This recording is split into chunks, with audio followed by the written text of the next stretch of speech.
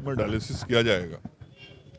सिवान सदर अस्पताल में भी वह डायलिसिस का मशीन का काम कल से शुरू हो रहा है लगने का, और इस महीने में डायलिसिस की मशीन को लगा दिया जाएगा ताकि आम जन और खास करके गरीब लोगों को बहुत कठिनाई होती है, तो मुफ्त में वो डायलिसिस का लाभ राज्य की जनता को मिलेगा और सिवान में भी मिलेगा।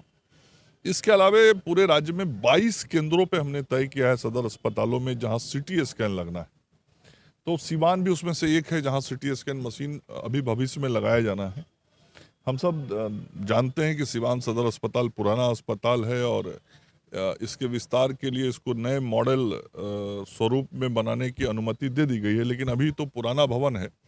इस भवन में सीटी स्कैन मशीन को कहाँ स्थापित किया जाए, ये हमारे जो कॉरपोरेशन के लोग हैं उन लोगों ने देखा है आके, और उसके भी इंस्टॉलेशन का काम हम करेंगे। तो सुविधाओं का विस्तार लगातार अस्पतालों के अंदर हो। दवाइयों की उपलब्धता बहुत बढ़ गई है, वो आप सब लोग देख रहे होंगे। तो चिकित्सकों की नियुक्ति के भी काम, नर्सेज की नियुक्ति के काम, ये सारे काम हम लोग कर रहे हैं।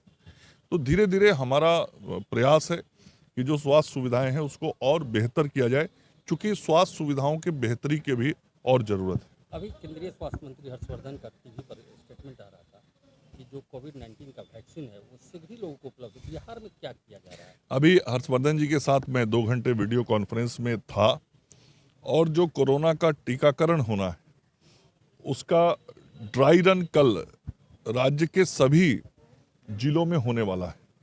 सभी जिलों में 3 कम से कम केंद्रों पर ड्राई रन किया जाएगा, मतलब उसको एक प्रकार से मॉक ट्रायल कह लीजिए, मॉक ड्रिल कह लीजिए।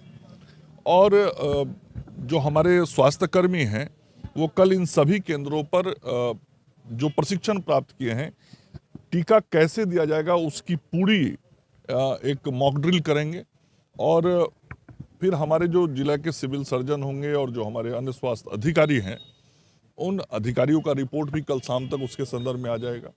2 तारीख को राज्य के 9 केंद्रों पर 3 जिलों में किया गया था, वो पूरी तरीके से सफल रहा था।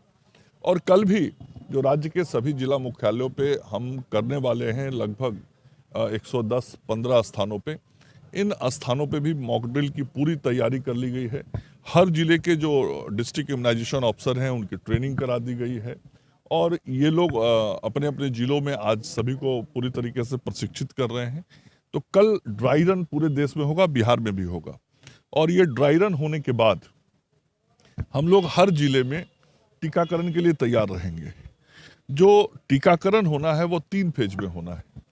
पहला फेज है जिसमें हम हेल्थ वर्कर्स को टीका देने वाले हैं, और आज तक जो पोर्टल बना है, कोविन पोर्टल, जिस पोर्टल पे डेटा अपडेट हो रहा है, मतलब नाम सूचीबद्ध हो रहा है, इनलिस्टेड हो रहा है, रजिस्ट्रेशन हो रहा है, आज सुबह तक लगभग 4,53,000 स्वास्थ्य कर्मियों का डाटा इनलिस्टेड हो चुका है। हमारा अनुमान है कि राज्य के अंदर लगभग 5 लाख स्वास्थ्य कर्मी होंगे, पब्लिक सेक्टर और प्राइवेट सेक्टर के मिलके, जिन लोगों का टीकाकरण किया जाएगा। और यह जब फेज पूरा होगा तो दूसरे फेज में जो हमारे फ्रंट लाइन वर्कर्स हैं, मतलब हमारे सरकार के अधिकारी हैं, हमारे पुलिसकर्मी हैं, हमारे स्वच्छता कर्मी हैं, हमारे राज्य के अंदर जो पंचायत से लेकर विधानसभा तक के प्रतिनिधि हैं, मतलब जो लोग सीधा जुड़े हैं इस लड़ाई में, तो ऐसे जो फ्रंट लाइन वर्कर्स होंगे उन सारे वर्कर्स को हम लोग इम्यूनाइज करेंगे, कोरोना का टीका देंगे। और फिर तीसरा फेज होगा जिसमें 50 साल से ऊपर के लोग और या तो अन्य गंभीर बीमारियों से ग्रसित लोग होंगे, जिसको मेडिकल टर्म में कहते हैं कोमॉर्बिडिटी का केसेस जिसको होगा, उन लोगों को हम इसका टीका देंगे। ये अभी चरण तय हुआ है, और इसी की आज पूरी जो तैयारी हुई है राष्ट्र के स्तर पे, और विभिन्न राज्यों ने जो तैयारी की है, तो आज देश के सभी स्वास्थ्य मंत्री केंद्रीय स्वास्थ्य मंत्री के साथ इस वीडियो कॉन्फ्रेंस में जुड़े हुए थे, और भारत सरकार के अधिकारियों ने भी हमारे अधिकारियों को जानकारी दी है कि पूरी तैयारी किस प्रकार से आगे की गई है। कुछ सुझाव देने हैं तो कहाँ देने हैं, कैसे देने हैं, मतलब हमने पूरी तैयारी कर ली है। कल मैं माननीय मुख्यमंत्री जी के साथ जो स्टेट वैक्सीन सेंटर है हमारा पटना में, वो नालंदा मेडिकल कॉलेज हॉस्पिटल के कैंपस में बना है। देश का संभवतः वह पहला इतना बड़ा स्टेट वैक्सीन सेंटर है जहाँ पे सारे ये वैक्सीन को रखने की सुविधा है। जो अभी भी 12 प्रकार के वैक्सीन दिए जाते हैं, उस वैक्सीन का भंडारण वहीं होता है। तो ये जो कोरोना का वैक्सीन आएगा, उस वैक्सीन को भी वहाँ रखने की पूरी व्यवस्था की गई है। और लगभग 1.5 करोड़ सिरिंज, जिस सिरिंज से ये कोरोना का टीका देना है, वह सिरिंज पटना पहुँच चुका है। और वो 0.5 ml का सिरिंज है। मतलब जो कोरोना का टीका होगा वह 0.5 ml का डोज होगा। और वो सिरिंज इस प्रकार से विशेष तौर पे बनाया गया है कि उसमें 0.5 ml ही दवा जाएगा। और एक बार जब दवा को पुश कर दिया जाएगा बॉडी में उस सिरिंज से, तो फिर उस सिरिंज दोबारा काम नहीं करेगा। तो ये बहुत विशेष प्रकार से वो सिरिंज बनाया गया है। और उस सिरिंज का 1.5 करोड़ का खेप पटना पहुंच चुका है। तो पूरी तैयारी स्वास्थ्य विभाग ने उस विषय पर की हुई है। आज उसकी भी जानकारी मैंने विस्तार से केंद्रीय स्वास्थ्य मंत्री जी को दिया है। एक आखिरी राजनीतिक सवाल। कांग्रेस विधायक दल के नेता ने कहा है कि पहले प्रधानमंत्री को टीका लेना चाहिए, अजीत शर्मा ने कहा है। इस पर आपकी क्या प्रतिक्रिया? नहीं, देखिए, मैं इन सारे राजनीतिक दलों के लोगों से कहना चाहता हूँ, कांग्रेस पार्टी के लोगों को तो स्वदेशी चीज़ों पर विश्वास ही नहीं होता है। और देश के वैज्ञानिक हों या देश के जांबाज जवान हों या देश के अंदर कोई भी बड़ा काम ऐसा किया जाए जो दुनिया में भारत का मान सम्मान बढ़ाए, वो कांग्रेसियों को पचता नहीं है।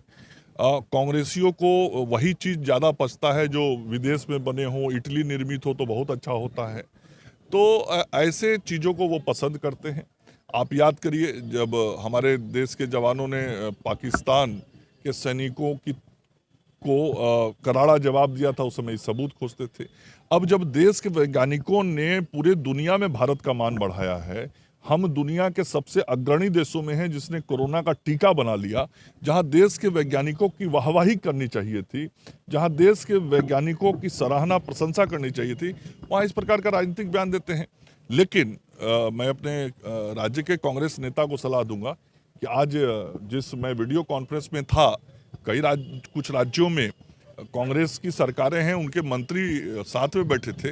वो लोग भारत सरकार की बहुत प्रशंसा कर रहे थे, वैज्ञानिकों की प्रशंसा कर रहे थे। तो कम से कम उन्हीं की पार्टी के जो मंत्री हैं दूसरे राज्य में, उससे एक बार बातचीत करके बयान दें तो ज़्यादा उचित होगा।